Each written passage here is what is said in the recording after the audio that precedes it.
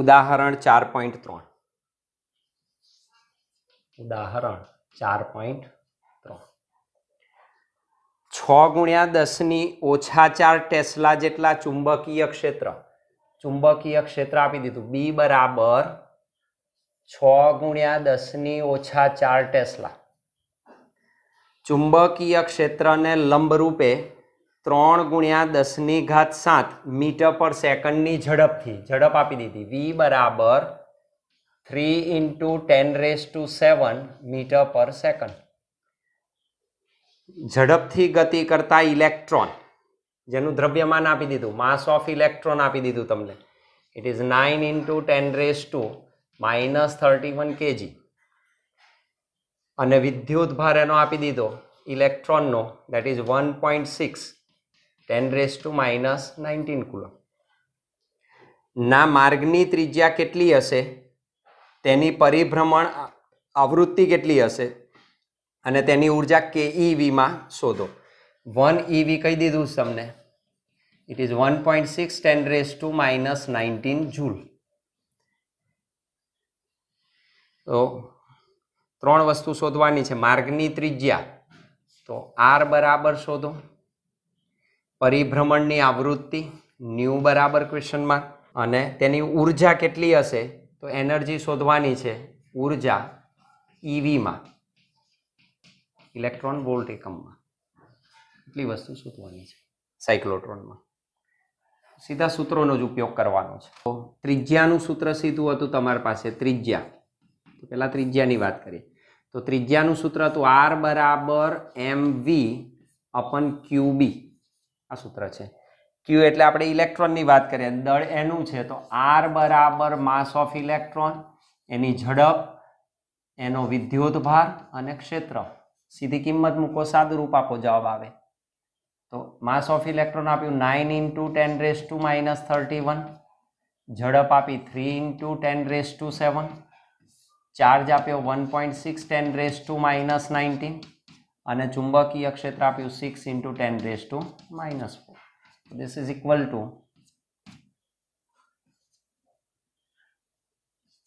9 divided by 3.2 into -31 વત્તા 7 એટલે -24 plus 19 plus 4. So this is equal to 9/3.2 into આ તમારે 2 point something થશે એટલે આ થશે 19 4 23 -1. R બરાબર તમને ત્રિજ્યા મળે 2.81. ઓકે, તો 10⁻⁻1 2.81 ગુણ્યા 10⁻⁻1 મીટર. એટલે હું આમ કહી શકું, ઇટ ઇઝ 28.1 ગુણ્યા 10⁻⁻2 મીટર, એટલે કે લગભગ 28.1 સેન્ટીમીટર. તો સેન્ટીમીટર થઈ, -2 મીટર એટલે સેન્ટીમીટર. તો નાની છે, 28 સેન્ટીમીટર એની ત્રિજ્યા થાય.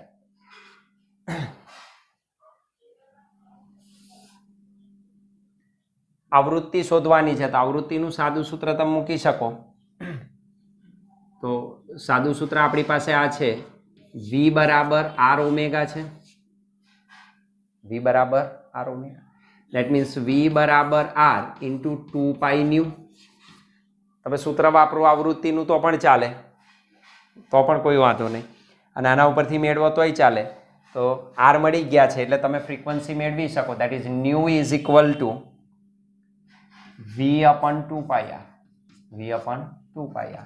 That means V is equal to 3 × 10⁻7 divided by 2 into 3.14 into ત્રિજ્યા તમને મળી ગઈ, મીટર વાળી લેવાની, that is 0.281.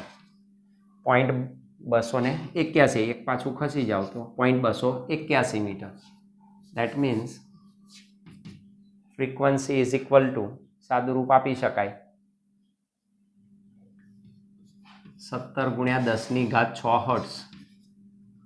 That is equal to nu is equal to 17 megahertz. Frequency તમને મળે 17 મેગાહર્ટ્ઝ દેટ ઇઝ ફ્રીક્વન્સી. તો આ તમને ફ્રીક્વન્સી મળે આટલી. અને ઉર્જા શોધવાની છે એટલે કે એની ગતિ ઉર્જા that is equal two kinetic energy E બરાબર શું 1/2 mv².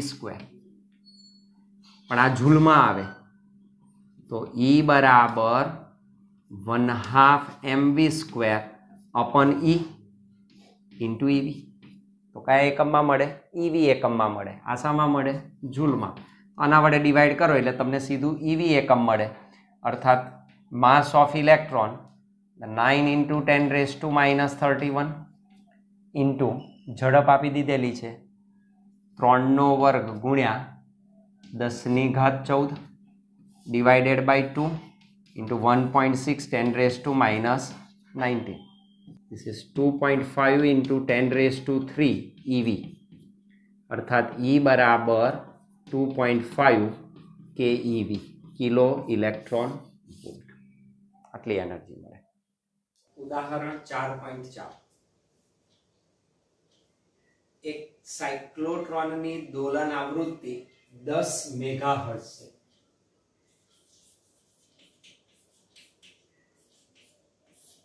સાયક્લોટ્રોનની દોલન આવૃત્તિ એટલે એસી ફ્રીક્વન્સી આપી દીધી ન્યુ એ, પણ એ સાયક્લોટ્રોનની ફ્રીક્વન્સી જેટલી જ હોય that is nu c, that is 10 megahertz. 10 megahertz. It is 10 into 10⁻⁶, that is 10⁻⁷ hertz. 10⁻⁷. Protons ને પ્રવેગિત કરવા માટે પ્રોટોન ને પ્રવેગિત કરવો છે તો E બરાબર 1.6 10⁻⁻19 કુલમ. કેટલું ચુંબકીય ક્ષેત્ર જરૂરી છે? જો ડીઝની ત્રિજ્યા 60 સેમી હોય, ડીઝની ત્રિજ્યા આપી દીધી r, that is આપણે એને કહી શકીએ r મેક્સિમમ એટલે કેપિટલ R. ડીઝની ત્રિજ્યા જે મહત્તમ છે કેપિટલ R ગણ લઈએ ને it is 60 સેમી, it is 0.6 મીટર. આપણે કોઈ પણ અંતર સ્મોલ r લઈએ મેક્સિમમ એટલે એના પરિઘ સુધીનું અંતર એટલે ડીઝની ત્રિજ્યા કહેવાય. તો ડીઝની ત્રિજ્યા એ કેપિટલ R તરીકે ઓળખાય, that is 0.6 r મેક્સિમમ છે. તો આ પ્રવેગક વડે ઉત્પન્ન થયેલા પ્રોટોનની કિરણાવલીની ગતિ ઉર્જા કેટલી હશે? માસ ઓફ પ્રોટોન આપી દીધું છે. માસ of proton is equal to 1.67 10⁻⁻27 kg. 1 MeV કહી દીધું છે. 1 મિલિયન ઇલેક્ટ્રોન વોલ્ટ એટલે 1.6 into 10⁻⁻13 જૂલ. તો સીધા MeV માં તમે કન્વર્ટ કરી શકો.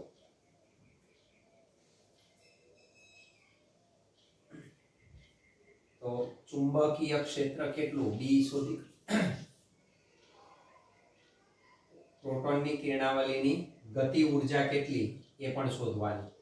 તો ગતિ ઉર્જા એનર્જી અથવા kinetic energy that is energy is equal to question. તો સાયક્લોટ્રોન ની કોણીય આવૃત્તિ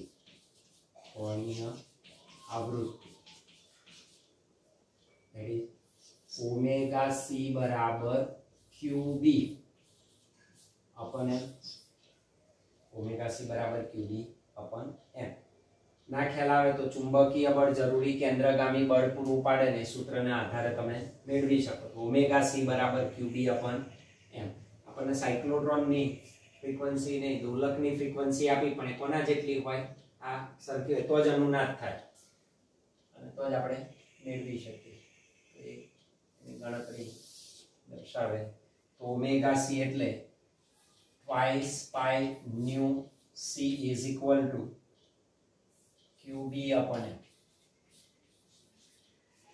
q એટલે આપણે ઇલેક્ટ્રોન નો કોનો પ્રોટોન્સ છે તો q ની કિંમત એટલે શું મૂકીશું પ્રોટોન નું વીજભારનું મૂલ્ય અને ન્યુ એ બરાબર ન્યુ સી તો દોલકની આવૃત્તિ ન્યુ એ તરીકે લખીશું તો twice pi nu A is equal to Q એટલે E B upon mass of proton પ્રોટોનનું દર છે તો B શોધી શકાય that means B is equal to twice pi mp nu a divided by E આ ખ્યાલ હોવો જોઈએ દોલકની આવૃત્તિ અને સાયક્લોટ્રોનની આવૃત્તિ કેવી હોય સમાન હોય તો અનુનાદની ઘટના થાય ને એના સંદર્ભે જ આપણે આ સૂત્ર મેળવેલું છે બસ કિંમતો મુકાય 2 into 3.14 into mass of proton આપેલું છે 1.67 10 raised to minus 27 into nu a 10 raised to 7 divided by E 1.6 10 raised to minus 19 it is equal to સાદુરૂપ અપાય તો આનું સાદુરૂપ તમે આપી શકો this is 0.6555 Tesla. That means B is nearly equal to 0.66 Tesla.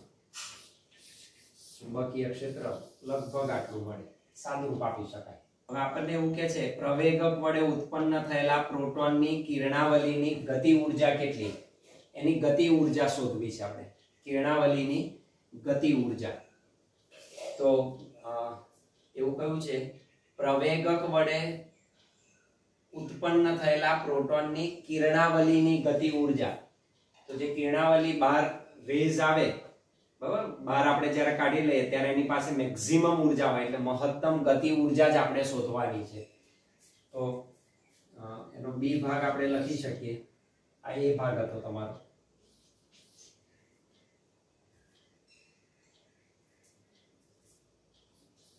કિરણાવલીની ગતિ ઊર્જા અથવા તો કહેવાય મહત્તમ ગતિ ઊર્જા પરિઘ નજીક આવે બી ના પરિઘની નજીક આવે ત્યારે આપણે એને બહાર લઈ લઈએ છીએ ત્યારે એની પાસે જે ઊર્જા હોય એ મેક્સિમમ કાઇનેટિક એનર્જી હોય તો પ્રોટોનની કિરણાવલીની ગતિ ઊર્જા that is kinetic energy is equal to 1/2 mv². अर्थात मारे मैक्सिमम જોઈએ તો હું લખી શકું કે મેક્સિમમ બરાબર 1/2 mp mass of proton v વેગ છે તો v ની જગ્યાએ આપણે લખી શકીએ v is equal to r omega this is equal to r maximum મહત્તમ ત્રિજ્યા છેક લગીનની લેવાની ડીઝ ની ત્રિજ્યા into ઓમેગા નો સ્ક્વેર તો r ઓમેગા સૂત્ર વાપરીશું આપણે